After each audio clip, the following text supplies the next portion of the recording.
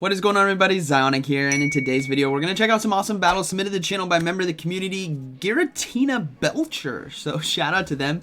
Thank you for sharing these battles with us. They reached Legend with this team in Open Ultra League. I want you guys to understand that, as you do see Serperior and Talonflame over there, which are XLs.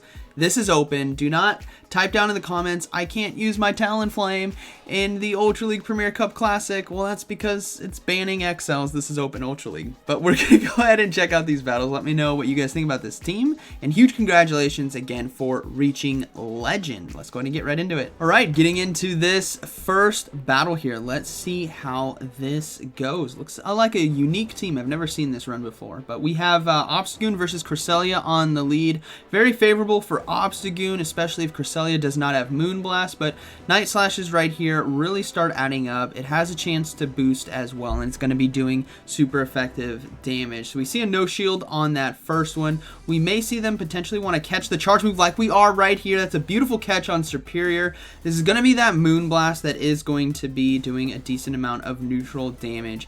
Let's just see if they decide to stay in. They're deciding to stay in right here, and they decide now to bring in Giratina Altered. So Giratina Altered is going to be resisting the charge moves right here, but that doesn't mean that you can't get the debuff with Leaf Tornado. So I'm excited to see how Serperior does. I was very hesitant to ever use one myself, given the meta here, but they clearly did very well reaching Legend with it. So we're just gonna see Leaf Tornadoes be spammed right here. It's, oh man, dropping the attack right there. Plus it's actually adding up. Like, this is doing more damage than I thought it would. If you can get Giratina to like under 50% health, then you're looking really good. And you got all of these debuffs. These Leaf Tornadoes are just adding up, and they're gonna go for a Frenzy Plant now. My goodness, this might do enough damage to get this thing extremely low. Wow. Okay, so Serperior, obviously Giratina did not throw a charge move that whole time, but still, look what that thing did. It took Giratina down and debuff, and it still survived the attack. Oh my gosh. This is hilarious. Alright, so we're going to see Obsegoon come in. They swap out right away into the Cresselia after loading back up on energy, trying to get that Moonblast going again. So it is going to do super effective damage, but they're going to go ahead and go into Talonflame now, saving the energy on Obsegoon, and we'll have to see how this plays out. So here comes another charge move from Cresselia. Got to watch out for the Aurora Beam or Future Sight, which is going to be Future Sight. That's so much damage. So both Obsegoon and Talonflame are pretty low right here. Giratina is low, but with a lot of energy, and Cresselia is low, and we don't know what that third Pokemon is going to be. So they decided not shield. Obviously, whatever's in the back is looking pretty strong versus Talonflame and Obsegoon, so this might come down to the wire. They go ahead and let the Cresselia go. Giratina Altered is going to be coming back in, and we may see our first shield go up here on the Talonflame. No, oh, they do throw it at the last second right there. Going to try to commit to the farm down. They did sneak through and incinerate as well, but they'll let this next one go through. The Dragon Claw is not enough damage. They're going to go ahead and swap out into Obsegoon to catch the... Man, Giratina had so much energy from loading up on the Serperior right there. This game is getting so close. Oh, wow. Okay, there's a Lapras in the back, so this game is not over yet as Obsegoon is loaded, and if it can get a boost, it could turn it. It gets the boost! Here we go. Ladies and gentlemen, buckle up. This Obsegoon might be able to actually win this game with this boost. Get a double boost. Do it. A double boost! Go! Go! All right, so they're obviously going to have to shield right here. They have a double boosted Obsegoon. Can this thing close this game out? Come on, Obsegoon, get a triple boost. Why not? Why not? I swear I have not seen these battles. Triple boost me. Triple boost. Oh, they let it go. No boost though, but Obsegoon is going to be able to close this out. They swap into Talonflame as well to catch the charge move. The timer is gone. Game clock is gone. So it's going to come down to the HP. Who won? I think Obsegoon got it. They won! The Obsegoon won right there. What a clutch double boost. Man, that is why Obsegoon is so crazy good. All right, moving this next one, we have Obsegoon on Obsegoon in the mirror match, and they're looking to catch the charge move, but the opponent did not throw right away, so they're going to go ahead and load up, and we do see a swap now into Giratina. I forgot about this thing. It's kind of fun to play in Pokemon Unite. You just run around eating nuts and burping everywhere. So Giratina Belcher, you might enjoy Giratina in Pokemon Unite, but in this matchup, Serperior's looking pretty good, especially if it's getting these debuffs. I didn't see if it got one there, but Frenzy Plants, Leaf Tornadoes are going to be doing quite a bit of neutral damage. And that seems to be the play right here. They lull them to sleep with Leaf Tornadoes to constantly get debuffs as they get the attack drops, and then they just boom them with a Frenzy Plant when they're not expecting it in the kill range. So we do see another charge move come through. It is going to be another Body Slam, but it's doing less and less damage, and here comes that Frenzy Plant. Lull them to sleep with Leaf Tornadoes, and then drop the Frenzy Plant. This is going to be beautiful. And it lands! That is huge right there for the Serperior. And they're going to go ahead and let this next one go through. We saw how much damage those Body Slams were doing. And this next one is not going to do as much. Oh, they might be able to farm down. No, another one comes through. I think they can survive. I think they can. Serperior, don't shield. Yeah, you can survive, buddy. Farm that thing down. Yes! Wow, Serperior able to take the mid game right there. Let's see what decides to come back in. It is going to be the Obsegoon. So they're going to go ahead and go for Leaf Tornado. Obviously needs to be worried about Frenzy Plant, but hopefully they can get a debuff right here. They do get a shield and the debuff, but not able to get the next Leaf Tornado off.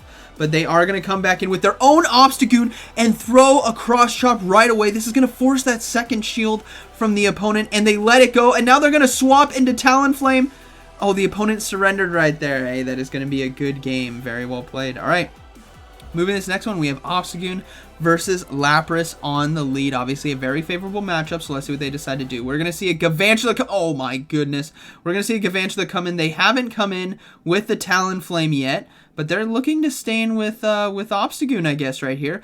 Granted, the Serperior still has a really nice matchup versus Lapras as well, so they may not be too worried. They're going to go ahead and shield the lunge, as it will be doing super effective damage. But the trouble thing is it's going to be debuffing as well. So they're going to go ahead and go for Night Slashes here.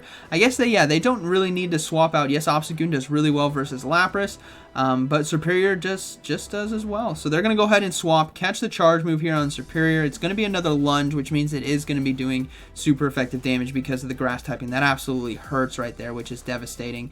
And they're going to get hit with another one right here. So they're looking to have to sacrifice Serperior to keep... Oh, it's going to be a cross poison as well. Interesting. They're going to have to sacrifice the Serperior potentially. No. Oh, one fast move over. That is so unfortunate. I hate when that happens as well. But Gavantula takes it down. We will see a... Oh, man. We see an Escavalier come in. So hopefully they can delay the switch clock long enough in order to get into this Talonflame. Oh, it's going to be close. This is going to be close. Able to get to another Night Slash. If this can get the final shield, things are looking very good, as Talonflame is going to have to come in and farm down. They do get the swap in as well and the final shield. So Talonflame is going to be able to farm down with Incinerate. So they're going to go for the no shield, as they need to be able to take out Lapras, which is still hidden in the back. Oh, thankfully Escavalier survives so they can get one more fast move in as well. Here comes the Lapras. They got to go for Flame Charge right here in order to boost their attack. That way the Brave Bird or the next Flame Charge will hopefully do enough damage to take it out. And I think they're going to have to go for the Brave Bird, as Flame Charge is not going to be enough. They do have a shield though, so they can shield this Surf, but things are going to be incredibly close. Switch clock is coming back up for the Gavantula, so they got to be careful not to throw it on that. And they decided, they clicked on Brave Bird, and then, okay, they clicked on Brave Bird, then Flame Charge. But Brave Bird, I think, is going to be enough. Boom! Takes it out. Gavantula's coming back in. One fast move, and it goes down. So Talonflame able to close that one out. That got really dicey there in the middle. But hey, good game, very well played. Alright, we got Obsegoon versus Giratina altered again on the lead. This is a beautiful matchup. This is what Obsegoon is built for right here in the Open Ultra League. It's a very favorable matchup, as especially with Shadow Claws here, as they do quite a bit of resisted damage, or not quite a bit. They're quite resisted. You guys, I should need more coffee today. You guys get what I mean. Dark normal typing, Shadow Claw is going to do nothing, right? So they're just going to keep going for Night Slashes right here. We do see that first one, no shielded, and then, oh, Escavalier, you are not... Instant surrender! Oh, man, okay. You love to see it. The instant surrender with a Talonflame into Escavalier. That is beautiful. All right, moving to this next one.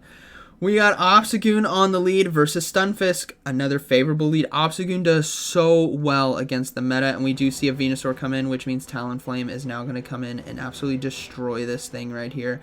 They do need to watch out for the Sludge Bombs, as yes, it won't one-shot, but still it does a respectable amount of neutral damage here in this matchup, so they can't really get hit with two. It's not ideal, so hopefully this Flame Charge goes through and they can farm down.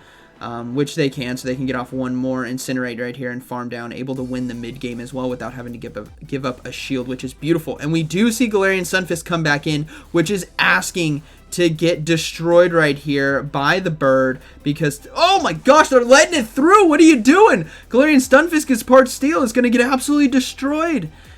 Here comes the charge move. They're going to let it go. They're going to let the Rock Slide go. Boom. Takes out the Talonflame. And we do see Clefable in the back. So Serperior right here might be in trouble, especially if Obsegoon, especially if it goes down. But what does Serperior like to do that we've seen in this video so far? Lull it to sleep, get shields, drop the attack, and become insanely tanky, as here comes the first charge move. It's probably going to be the Meteor Mash here from the XL Clefable. So let's see how this plays out. They're going to go ahead and they're looking to go for Frenzy Plant right here. They already caught him off guard with a Leaf Tornado, so they probably don't want to shield another one. So do they land the Frenzy Plant? No, they get the second shield. They're going to have to go for Frenzy Plant now. Hopefully this does enough damage, but Serperior, because it got that attack debuff, is absolutely lasting with this Clefable right here, and rightfully so. We see a swap now, and Obsegoon is going to come in. The opponent decides to surrender right there.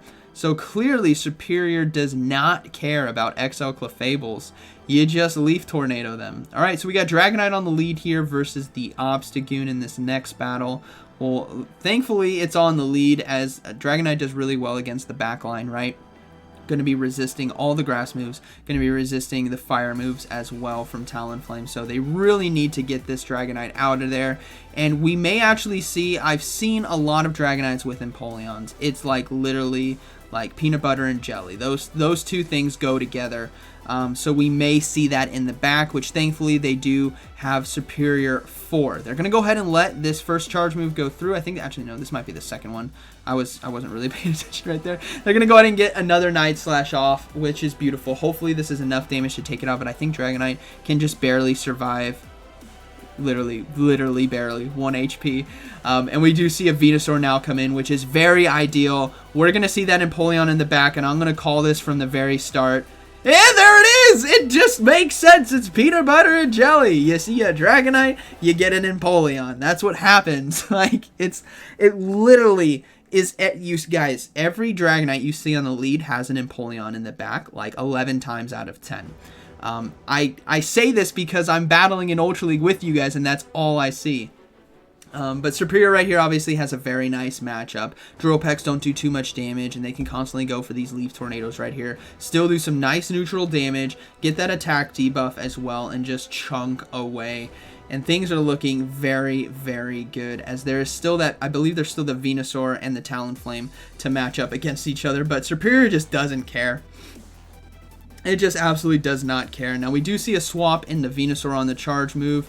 So hopefully this Leaf Tornado actually gets the debuff right here, which would be beautiful. It does get the debuff. That is amazing for Talonflame, as Sludge Bomb now is going to do absolutely nothing in this matchup. It's pretty devastating when you get hit with it. Yeah, look at that. That was just nothing. So here comes the Flame Charge, and thankfully Talonflame as well, because that Steel Water typing there on Empoleon is going to take neutral damage from these Incinerates.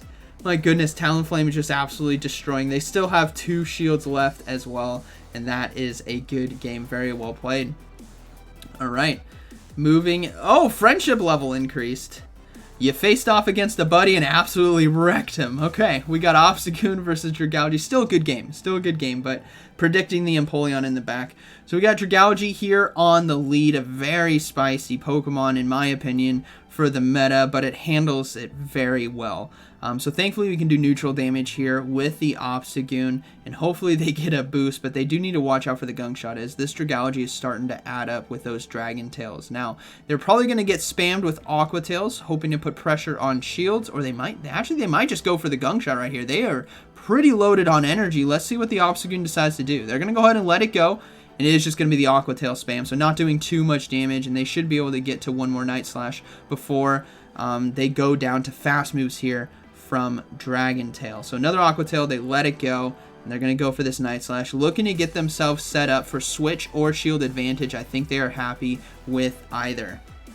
They go ahead and look. Oh, we see a swap right away into Jellicent, but here comes the Serperior right here, not caring in anything about this Jellicent. Ice Beam is going to hurt. I need more coffee. I need more coffee. Ice Beam's going to hurt, but Serperior does not care. It just does not, because Leaf Tornado does super effective damage, and it's going to be potentially lowering the attack, which means the Ice Beam is going to do absolutely nothing. So no attack debuff right there, which is unfortunate. They're going to go ahead and go for another one, and they're probably going to look then to commit to the farm down if this lands. They might give up a shield if the debuff doesn't happen. They do get the debuff right there, which means they might actually be able to survive this Ice Beam. Risk it. Let it go. Let it go. Oh, they shielded. I think the Serperior would have been able to survive and farm down, but that's just me. That's okay. Let's see what decides to come back in. Dragalge is very low. And there's a Politoed in the back, and they tried to sack swap the charge move. That is not going to happen. Politoed, you're going to get an onslaught of Leaf Tornadoes right here. It's going to hurt, and you're going to get debuffed and do no damage. So that, oh, there's one attack debuff. Here comes another one. Serperior is just putting in work today. This is so awesome to see in Open Ultra League as well. And the Politoed, get that Weather Ball off. It's going to do nothing. I think it might actually heal. You're going to grow the grass Pokemon right here. Oh my gosh, that did nothing! What was that? Okay, the opponent decided to surrender. That did absolutely nothing. That is so amazing to see. All right. Moving into this next one, we got Obsegoon versus Empoleon. Very favorable to see on the lead. We'll have to see what is going to be in the back, and it's going to be a Muck. So they do have Serperior there for the Empoleon, so they can safely stay in this matchup versus a Alolan Muck, as it's pretty favorable for Obsegoon, given the fact that counter is going to be doing neutral damage along with Cross Chop right here. As you can see, it's doing very well. In order for Alolan Muck, in order to win this, has to be constantly landing Sludge Waves and successfully and shielding themselves, which they already shielded one Sludge Wave, so things are looking pretty good because Obsegoon can survive one Sludge Wave, sometimes two, depending on how much health. But things are looking very good right here. Obsegoon can basically commit to the farm down, but they just want to put all the pressure on shields right now. Get this thing out of there. So we'll have to see what that final Pokemon is going to be, as Muck is going to be going down, but not before it can get the charge move off, and we will see that Sludge Wave come in right here, most likely for some nice neutral damage. So now let's see if Empoleon decides to come back in. It's going to be Venusaur. So they need to stay in this matchup with Obsegoon and force them to throw that Frenzy Plant, as they can safely bring in the Talonflame to the Venusaur and the Serperior to the Empoleon. But things are not over, as the opponent still has two shields. So it's going to get potentially dicey with that Empoleon versus Serperior matchup. But knowing how this video and these battles have been going, Serperior is not going to care, and it's just going to Leaf Tornado you. So here comes that Talonflame locked and loaded, and we will see a swap at some point. They obviously want to get off this Sludge Bomb right here for neutral damage and try to swap into Empoleon most likely. And this is where the game is going to come down to the wire. So they were able to get in and sneak in two fast moves, I believe, and get some lag, which is unfortunate, but the Serperior is just going to go for these Leaf Tornadoes right away. There's no point to build up the Frenzy Plant, as you're going to be doing that neutral damage you need anyways, and you need to get those attack debuffs, which they just got right there. So Serperior basically just locked this matchup in for a W, getting that first attack debuff, which is just crazy because it's just so good. Serperior, just tank the Drill Peck. It's going to do like 15%. Oh, it's a Blizzard! Oh! Oh my gosh, things are not over, but my goodness. That was close. That was close. They're going to go. I hope you guys are okay. Hopefully I didn't break any ears right there. But we do see the swap back into Talonflame. They're going to go ahead and go for Flame Charges. Now, this game is not over because Venusaur still has some loaded energy, but hopefully these Incinerates can start adding up. Because if the Venusaur can take out the Talonflame, which is not going to be, I don't think it's going to be able to right there. They got two Flame Charges in a row, and they should be able to do one fast move right here and take out Venusaur, and they can safely shield right here. And I think that is going to be a good game, as even if they have two Sludge Bombs, which I don't think they do.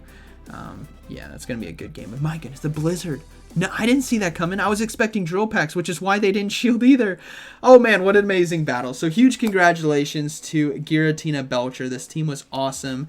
And your strategy there of just Leaf Tornado the heck out of everyone really paid off. That was super cool to see. Again, this is in the Open Ultra League. So I hope you guys enjoyed today's video. And like always, thank you for watching, and I'll see you in the next one.